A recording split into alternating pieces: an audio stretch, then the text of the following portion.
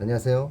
안녕하세요, 오렌지님. 네, 오늘은 귤피차로 준비했기 때문에 네, 오렌지님 이름에 맞겠습니다. 네, 고맙습니다. 네, 캐모마일님은 뭐 AI에 대해서 어떻게 생각하나요? 아, 네. AI에 대해서 요즘 워낙 언론에서도 네, 얘기 인공지능이죠. 많이 네, 하고 있는데요. 네, 근데 그거에 장점, 단점이 있을 것 같아요. 근데 네, 뭐 장점이야 워낙 다들 많이 알고 계신데 단점 보면은 흔히 저기 혹시 그 오렌지님 그 알고리즘 얘기 많이 하시잖아요. 네, 근데 그 영국에서 코로나가 한참 터졌을 때 이렇게 비대면으로 네, 이렇게 뭐 우리나라식 수능 이런 거 이렇게 점수 매기는데 네, 알고리즘에 맡기면은 그 AI가 훨씬 더 잘해주지 않을까 이러고 맡겼는데 오히려 앞에 쭉 활동했던 걸로 분명히 그 좋은 대학에 합격할 아이들이 대다수가 많이 떨어졌다 그래요. 그래서 네. 왜 그런가 찾아봤더니 알고리즘에서 그 학생 주소 이런 거가 다 입력이 되는 바람에 좀 빈민촌에 살거나 부모의 직업이 좋지 않거나 이런 학생들이 전부 자격 미달로 분류돼 가지고 오히려 합격권에서 많이 떨어져서 AI에 너무 의존하거나 알고리즘에 너무 의존하는 게 사회적 편견을 더 심화시켰다. 이런 결과를 가져왔다 그래요. 현대판 음서제도 아니고 좀 이상하네요. 네, 그 AI가 그렇죠. 왜 그런 식으로 판단했을까요? 그러게요. 그게 결국은 인간이 갖고 있는 편견이 기계를 통해서 더 완화되는 게 아니라 더 심화된다고 볼 수 있을 것 같아요. 그 기계 자체는 사실은 아무리 AI라도 계산기나 뭐 그런 거 역할밖에 못 할 겁니다. 사실 그 제가 봤을 때는 아무리 AI가 개발되고 그래도 그 AI는 기존의 지식을 그냥 잘 가공했을 뿐이지 이거를 중심적으로 사용할 수 있는 사람의 역할은 분명히 필요하다고 보고 네. 그래서 어찌 보면 뭐 교육 현장에서 아까 제가 이야기했었던 그런데도 평가라든지 이런 것들도 사람이 하지 AI가 하기가 쉽지는 않을 겁니다. 다만 이제 보면 요즘에 보니까 어떤 이제 공채 같은 대기업 공채 같은데 네. AI 면접 같은 게 있더라고요. 네.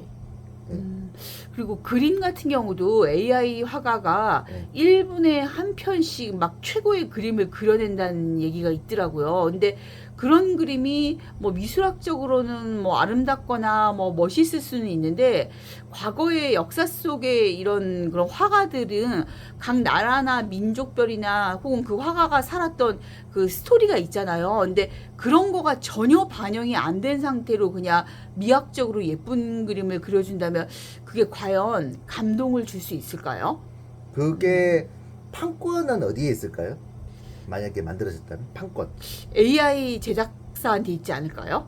근데 어찌 보면 이러한 이제 AI가 만드는 그러니까 인공지능이 만드는 그런 결과물은 마치 사진사가 사진을 찍어서 작품을 만들 때 사진기가 판권을 가지는 건 아닌 것 같은 생각이 들지 않나요? 아, 네. 그렇죠. 네. 그리고 만약에 이제 사진을 찍으면 사진 작가가 그 판권을 가지는데 사진기가 사실은 그 역할을 해주는 거예요. 그렇죠. 그러면 사진기는 어찌 보면 AI라고 생각한다면 사람의 역할이 바로 사진사의 역할이겠죠. 그러면 그 판권은 사진사에 있는 게 아닐까요? 그런 생각이 드는데. 네, 네. 그러네요. 네. 예. 그래서 그 AI가 그림을 그리게 만든 그 환경을 조성한 사람한테 판권이 있지 않을까요? 음, 그리고 특히 뭐 요즘 뭐 초등학교, 중학교, 고등학교에 뭐 전자교과서 뭐 이렇게 도입한다 뭐 이런 얘기가 있는데요. 이게 뭐 예를 들면 사실은 운동을 하거나 근육을 키우려면은 사람이 직접 몸을 움직여야 되잖아요. 네. 근데 뭐 예를 들면 덤벨 같은 거, 바벨 이런 걸 들 때 뭐 자기가 아니라 아예 트레일러를 들여와가지고서 자기 대신 들게 하는 거와 이런 어떤 전자 교과서나 AI에 지나치게 의존하는 거랑 거의 같다. 뇌와 어떤 이런 마음속에 뭐 심장에 제대로 감동이라든가 지식이라는 어떤 근육이 생기려고 하면 직접 움직이고 활동하는 게 맞는데 AI라고 하는 기계를 통해서 한다면 특히 글쓰기 같은 경우가 굉장히 문제가 된다고 얘기를 많이 하잖아요. 글쓰기는 실제로 AI가 요약, 편집 이런 걸 굉장히 잘합니다. 사람보다 더 뛰어나. 네.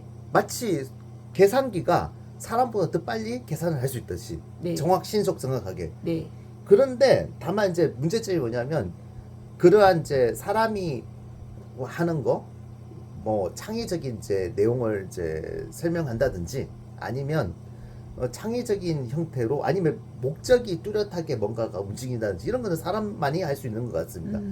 사실 이게 AI도 그게 지난번에 제가 얼핏 이야기한 것처럼 위키피디아처럼 네. 누군가가 마음만 먹고 악의적으로 편집을 한다면 네. 이 지식을 나쁘게 만들어낼 수도 있는 것 같거든요. 그렇죠. 네. 게다가 그 사실은 그 인공지능이란 것은 사람이 메타 인지적인 생각을 통해서 결국은 지식을 가공할 때 그 도구로 인공지능을 쓴다는 것이 사실은 그게 아니라면 AI는 무용지물이지 않을까 싶은 생각이 듭니다. 그렇죠. 네. 그래서 유럽에서 아예 전자 교과서를 오히려 폐지하고 옛날식으로 아날로그식으로 네. 손으로 직접 쓰게 한다는 뭐 네. 필사를 다시 도입을 해서 고전을 다시 필사하게 한다든가 이런 교수법이 다시 적용되는 걸 보면요.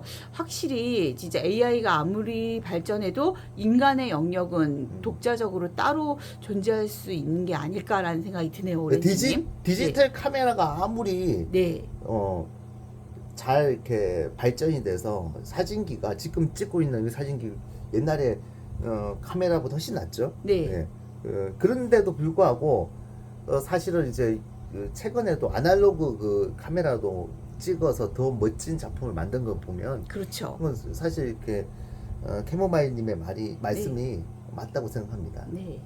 자, 그러면 이제 인공지능이 만약에 이제 사람들이 이용을 많이 하면 빈부격차가 생길까요? 안 생길까요? 그런 이야기를 한번 해볼까요? 생길 것 같은데요. 제 생각에는요. 오렌지님. 제 생각에는 어떤 생각이 드냐면 만약에 그 인공지능을 했을 때 인공지능을 진행을 시킬 때마다 그 에너지가 필요할까요? 필요하지 않을까요? 필요할 것 같은데요. 많이 필요하거든요. 네. 어찌 보면. 그래서 어찌 보면 우리가 그 인공지능 뭐 챗GPT한테 그 말을 한 개씩 물어볼 때마다 그 사실 페트병으로 한 병 정도의 물이 소비된다는 것을 어딘가에서 들어본 적이 있습니다. 네네네. 그런 걸 보면 환경 오염이라든지 이런 거의 주범이 사실 AI의 작동에 따라서 생길 수도 있는 것 같고. 그러네요.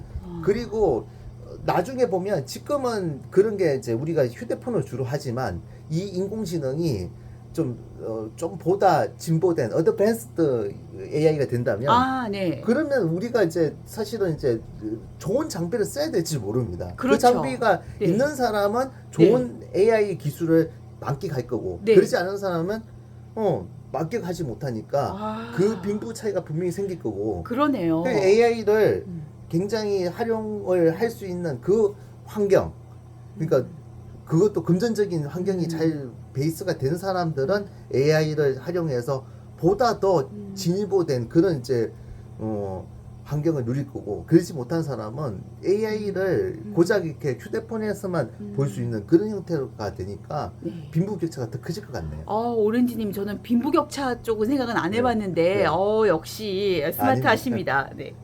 캐모마일님도 괜찮으신데. 그래서 빈부격차가 생기면 그거에 대한 이제 문제점을 해결하기 위해서 우리가 어떤 것을 생각하면 좋을까요, 캐모마일님? 그러면은 공공기능을 좀 더 넓힐 수는 없을까요? 그러니까 국가에서 뭐 학교건 아니면 공공 뭐 기관에서 AI와 관련된 거를 누구나 더 쓸 수 있게 그런 거를 빌려준다든지. 네. 그런데 사실 이제 보면 AI 장비라든지 이런 거를 앞으로 이제 그렇게 개발되면 될수록 굉장히 고사양의 뭔가가 집약이 되려면 사실 그런 부분에 대한 가격이 굉장히 비쌀 텐데 우리가 이제 보면 그 공공 자산을 보면 굉장히 옛날 거를 활용하고 있습니다. 네. 그러니까 이런 걸 발주를 해놓으면 발주는 옛날 기준으로 계속 가기 때문에 그게 신기술을 따라잡기가 굉장히 곤란하다는 거죠. 그렇죠. 10년 전에 그런 기계를 가지고 그 가격 그대로 사는 경우도 있고 조달청 이런 거 생각해 보면 알겠죠. 조달청한테 뭐라고 이야기가 들리거나 그러진 않겠죠? 네, 공적사 제한되고 그러지 네. 않겠지? 지금 이게 어쨌든 그냥, 네. 그런 부분을 네. 생각해 보면 네. 그 기술이 발달된가에 따라서 그런 이제 장비라든지 이런 공공 기물을 사용할 수 있는 게 국가가 한다는 게 네. 사실은 이제 시대를 따라잡을 수 없다는 생각이 들기는 합니다. 아, 그러네요. 네. 그럼 뭔가 지식인이 뭐 네. 퀴리 부인 같은 분이 라디움을 다 이렇게 공유하도록 했던 것처럼 이렇게 큰 이런 정보화 쪽에서 기술을 갖고 있는 분이 모두 인류와 함께 다 쓰겠다 이러면서 AI 기술을 함께 공유하고 이런 방법은 그거보다 없을까요? 그거는 사람이란 게 그 욕심은 항상 끝도 없기 때문에 제가 봤을 때는 차라리 어떤 게 좋은 것 같냐면 그런 이제 AI 장비들을 렌트하는 아. 사업을 발전을 시켜가지고 싼 값에 헐값에 그래서 이제 그거를 부담되지 않은 그거를 값에 바우처를 아. 국가가 아. 지원을 해서 그거 괜찮네요. 네. 그렇게 해서 이제 나가는 것 같으면 그런 이제 빈부격차를 조금 줄일 수 있지 않을까 필요할 때만 그러니까 이게 필요한 그 부분에 대해서 국가에 신청을 해서 뭐 예를 들어서 뭔가 어떠한 이제 사업 같은데 참여를 해서 그 사업에서 당첨이 됐을 뭐 당첨이라는 게 좀 그렇네요. 자, 그 사업을 수주 받았을 때 네.